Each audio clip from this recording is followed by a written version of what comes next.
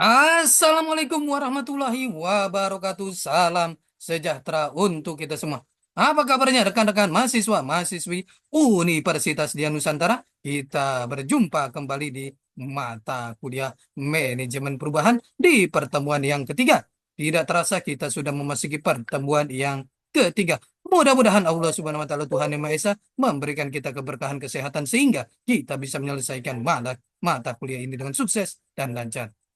Rekan-rekan sebelum kita memulai proses belajar mengajar ini, alangkah baiknya sama-sama kita berdoa agar proses belajar mengajar ini berjalan dengan sukses dan lancar. Berdoa menurut keyakinan dan kepercayaan masing-masing. Berdoa dimulai.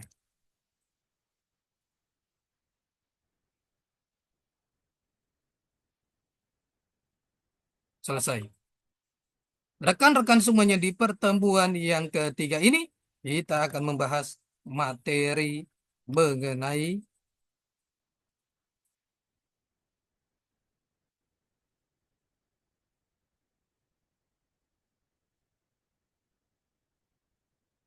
di pertemuan yang ketiga ini akan membahas materi mengenai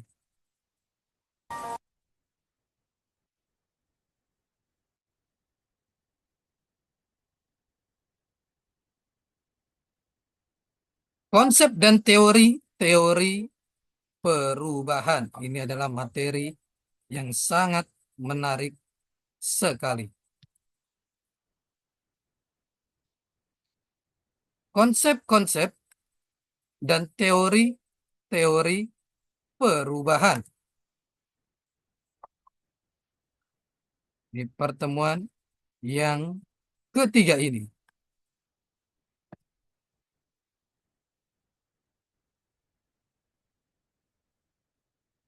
Di mana perubahan terjadi? Where? Struktur, mission change, strategic change, operational change, including structural change. Teknologi dan proses. Teknologi hardware, teknologi software, proses bisnis, internal. Orang, attitude, behavior. Menurut Charles Handy 1994, perubahan itu mengikuti kurva S atau sigmoid curve. Sukses, waktu. Kehidupan itu berubah dan diubah, mempengaruhi dan dipengaruhi. Kadang perubahan yang diciptakan menghasilkan kesenangan dan kesejahteraan. Tapi kadang kesenangan bisa membuat mereka merasa nyaman dan malas. Pada saat itu posisi mereka diambil alih oleh orang lain, perusahaan lain, atau bangsa lain. Macam-macam teori perubahan. Teori Pulse dari Kurt Lewin 1951. Teori motivasi dari Beckard dan Harris. Teori proses perubahan manajerial GM-led Process Model Beard et al. 1990. Teori-teori OD Organization Development dalam perubahan. Teori perubahan alfa, beta, dan gamma. Teori kontingensi dalam manajemen perubahan Tannenbaum dan Schmidt 1973. Teori kerjasama, teori-teori untuk mengatasi resistensi dalam perubahan model akunting turnaround dari Harlan D. Plan 1998. Teori Fail dari Kurt Lewin 1951. Kurt Lewin, Bapak Manajemen Perubahan. Studi mengenai manajemen perubahan secara ilmiah, action research, dan field study. Disebut sebagai model force appeal, konsepnya diklasifikasikan sebagai power model karena mengedepankan kekuatan-kekuatan penekanan. Perubahan terjadi karena adanya tekanan terhadap organisasi, individu atau kelompok. Mengapa organisasi atau individu atau kelompok berubah? Kekuatan tekanan, driving force, akan berhadapan dengan keengganan, resisten untuk berubah. Perubahan itu sendiri dapat terjadi dengan perkuat driving force, akan melemahkan resisten to change. Unfreezing, proses penyadaran tentang perlu atau adanya kebutuhan untuk berubah. Change memperkuat driving force maupun memperlemah resisten. Rephrasing membawa kembali organisasi kepada keseimbangan yang baru. A new dynamic equilibrium. Unfreezing mengenal perlunya perubahan. Changing perubahan berusaha menciptakan yang baru. Rephrasing mengembangkan, menciptakan dan memelihara perubahan. Teori-teori proses perubahan manajerial. Beer et al.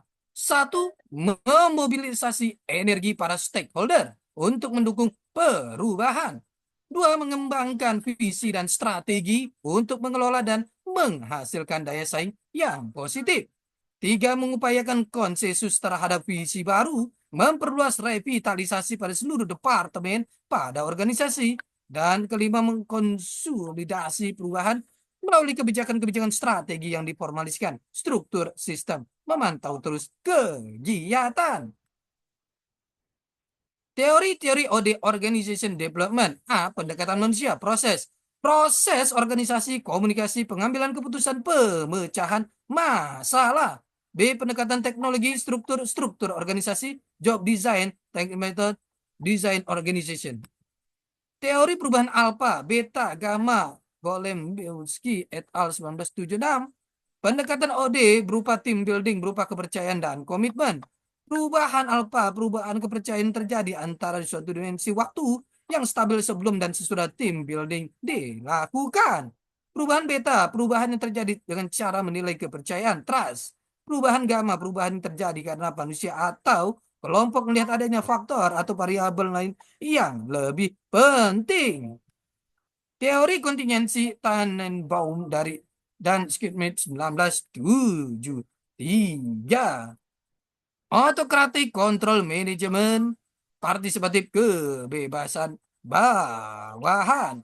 Manajer membuat keputusan dan membiarkan karyawan berada di dalam ruang gelap. Manajer mengambil keputusan sendiri, tetapi menginformasikan karyawan.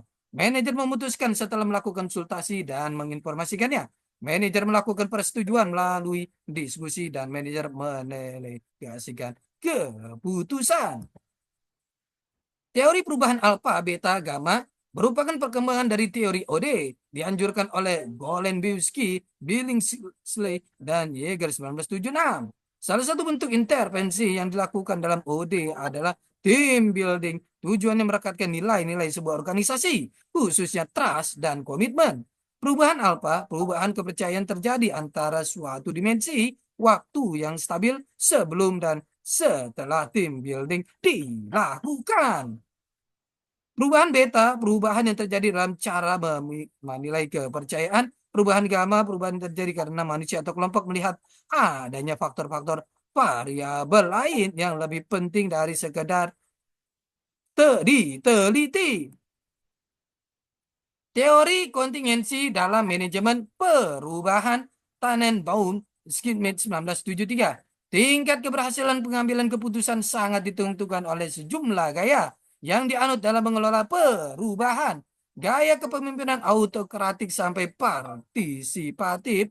Tingkat keberhasilan masing-masing gaya kepemimpinan berkaitan erat dengan sejumlah kemungkinan sebagai berikut.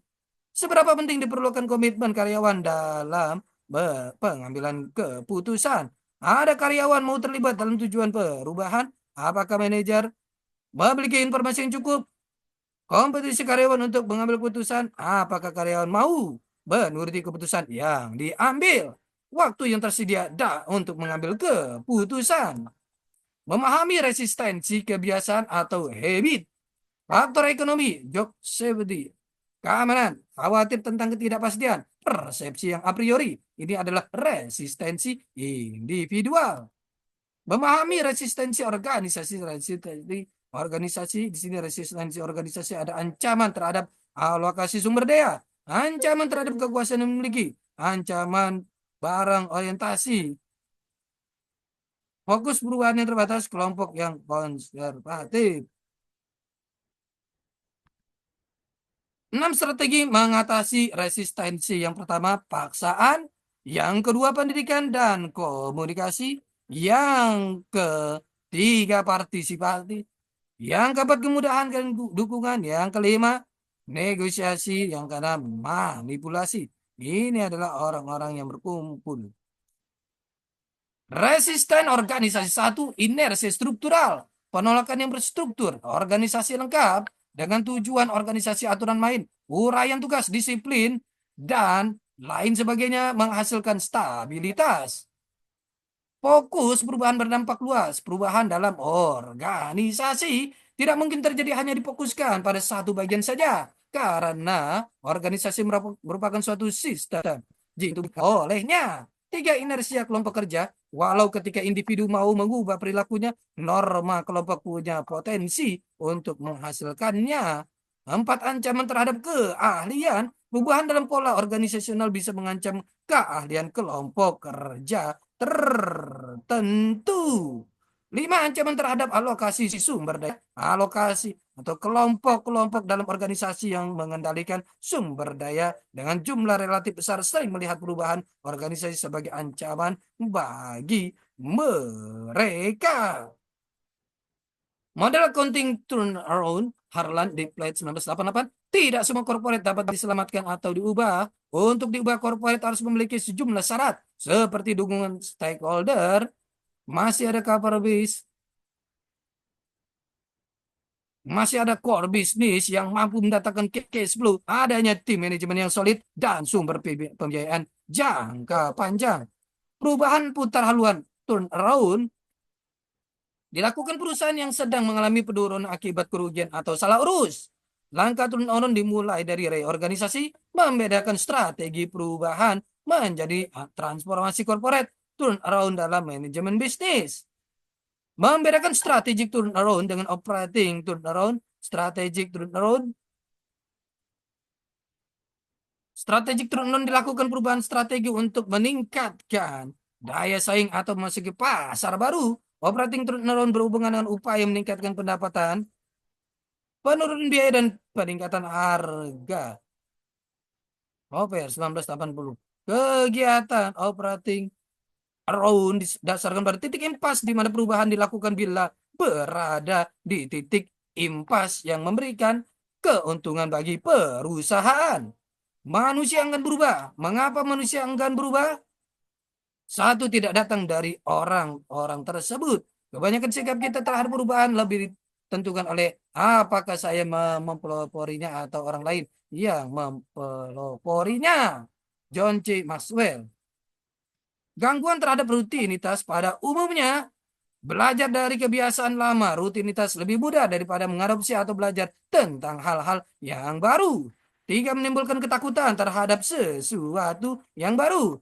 Kebiasaan lama yang dianggap sudah kekuatan jauh lebih baik daripada melakukan perubahan. Rekan-rekan semuanya, ini adalah pertemuan kita yang ketiga. Kita akan berjumpa di pertemuan-pertemuan selanjutnya. Tetap semangat belajar untuk mencapai kesuksesan. Salam sehat selalu. Assalamualaikum warahmatullahi wabarakatuh.